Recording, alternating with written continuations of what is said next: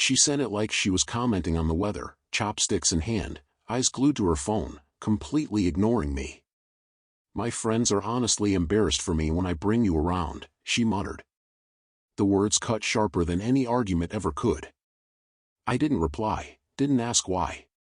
I simply placed my chopsticks down, folded my napkin, and asked for the bill. When it arrived, I paid my share, not out of pride, but out of principle. It would be the last thing we ever split. We had been married 5 years. Back then, I believed forever was something you built slowly, brick by brick, with patience, forgiveness, and those quiet apologies that taste of salt and understanding. I didn't yet know that for some, forever is temporary, lasting only until someone wealthier, louder, or more convenient comes along. She had changed. She hadn't always been cruel. Once, she'd laugh at my burn attempts at dinner, hold my hand during storms, whisper that she loved the way I made her feel calm. That was before her promotion, before her colleagues became the new compass for her values. People who thought empathy was weakness and cruelty was strength. I saw her transform slowly, almost imperceptibly. It began with small shifts. A new perfume, late nights at the office, dinners I wasn't invited to, then parties I wasn't allowed to attend. When I asked, she'd smile sweetly, dismissing it. "It's just work stuff. You'd be bored." She was wrong. I wouldn't have been bored, I would have been disgusted. By the time she made that cutting remark over sushi, I had known for weeks.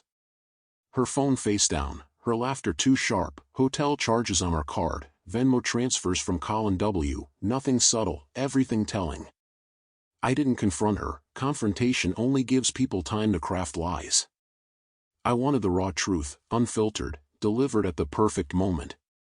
I spent months preparing quietly. Savings moved to an account she didn't know existed. Copies of every message, receipt, and email stored safely. My lawyer drafted papers in secret. Every detail was meticulously planned. Even the timing, the filing would arrive during her company's annual gala, the night she was set to win Employee of the Year. On the night of the gala, I parked across the street, watching through the ballroom windows. She looked radiant, expensive dress, perfect smile, arm draped around Colin like he was her trophy. At 8:03 p.m., my lawyer sent the email. She received the notice right as her boss finished praising her dedication to integrity. Timing, I realized, is an art form. I saw the change cross her face mid-applause. Her phone lit up, and she froze. In front of everyone, she walked out. Colin followed, puzzled. Her boss's expression faltered, the perfect facade cracking. I didn't go home that night. There was no need.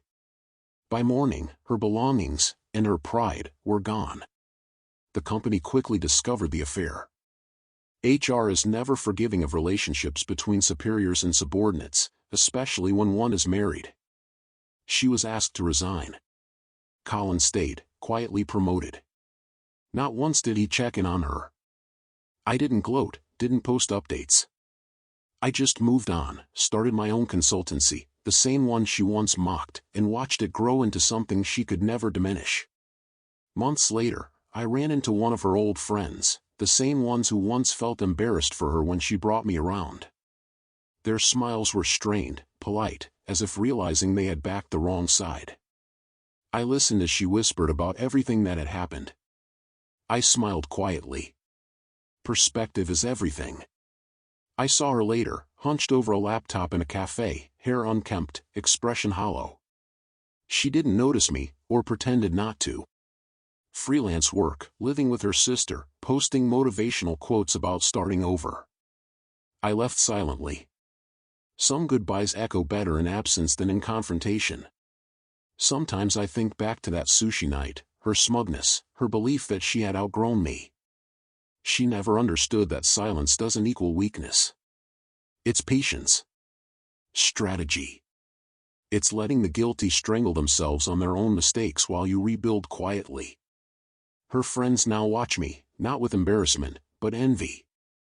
And I walk through life unshaken, knowing she'll never forget the calm before the storm, and that I paid only for my half.